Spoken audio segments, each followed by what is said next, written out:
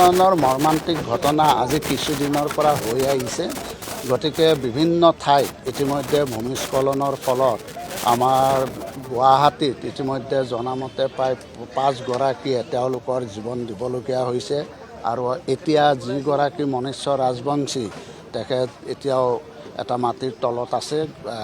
গতিকে দেখা যাওক, ভগৱানে আমি আশা ৰাখিছোঁ নিশ্চয় ভগৱানে তেখেতক জীয়াই তুলিব বা তেখেত হয়তো মৃত্যুমুখত নপৰিবও পাৰে। যিয়েই নহওক, এতিয়া আমাৰ SDRFৰ পৰা মানুহ আহি ৰাতিপুৱাৰ পৰাই ফুল চিঙত লাগি আছে তেওঁক উদ্ধাৰ কৰাৰ কাৰণে, তেওঁক উলিয়াবৰ কাৰণে।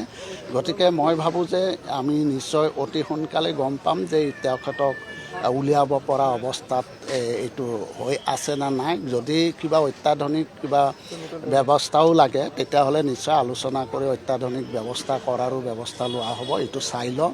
কিন্তু এটা কথা হৈছে যে আমাৰ গুৱাহাটীৰ বিভিন্ন ঠাইত ইতিমধ্যে জিলা প্ৰশাসনে কিছুমান স্পৰ্শকাতৰ এৰিয়া ইতিমধ্যে চিনাক্তকৰণ কৰিছে। মই ভাবোঁ যে যিখিনি ইতিমধ্যে স্পৰ্শকাতৰ এৰিয়া চিনাক্তকৰণ হৈছে, ভূমিস্খলনৰ য'ত সম্ভাৱনা আছে সেই মানুহখিনি, বিশেষকৈ বাৰিষাৰ সময়খিনি তেওঁলোক তাৰ পৰা মই ভাবোঁ যে অন্য ঠাইলৈ যাব লাগে। কাৰণ জীৱনৰ প্ৰতি যিহেতু এটা ভাবুকি আছেই, গতিকে জীৱনৰ লগত খেলা নেখেলি তেখেতসকলে যাতে তাৰ পৰা তেওঁলোকে স্থানান্তৰ কৰে। আৰু মই ৰাজ্য চৰকাৰক এটা অনুৰোধ কৰিব বিচাৰিছোঁ যে যিখিনি ঠাই ভূমিস্খলনৰ সম্ভাৱনা, যিখিনি ধৰক একেবাৰে স্পৰ্শকাতৰ এৰিয়া, সেই এৰিয়াত যিবিলাক মানুহে পৰিয়ালে বসবাস কৰি আছে এইবিলাক হ'ল একেবাৰে নিচলা মানুহ, একেবাৰে দুখীয়া মানুহ। গতিকে ক'তো থাকিব বা তেনেধৰণে মাটি ক্ৰয় কৰি কিনাৰ তেওঁলোক সক্ষম নহয়। গতিকে তেওঁলোকে জীৱন মৰণৰ লগত খেল খেলিও তাতে বাসস্থান কৰিব লগা এটা অৱস্থাৰ সৃষ্টি হৈছে।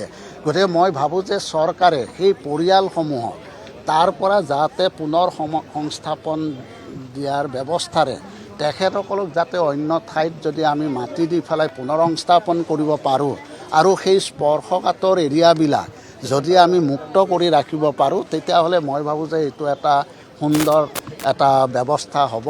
গতিকে মই ভাবোঁ যে চৰকাৰে এনেধৰণৰ এটা চিন্তা কৰা ভাল।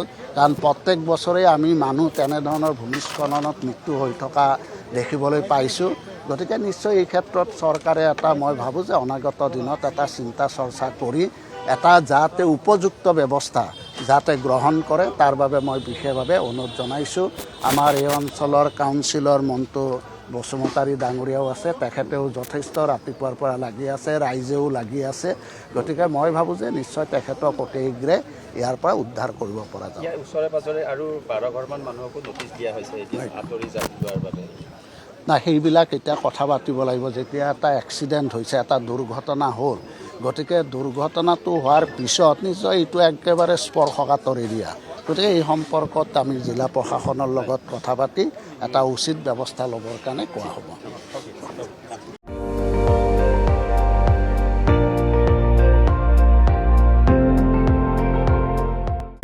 আপুনি চাই আছে ND24, সৰ্বশ্ৰেষ্ঠ নহয় সৰ্বোত্তমৰ দৌৰ।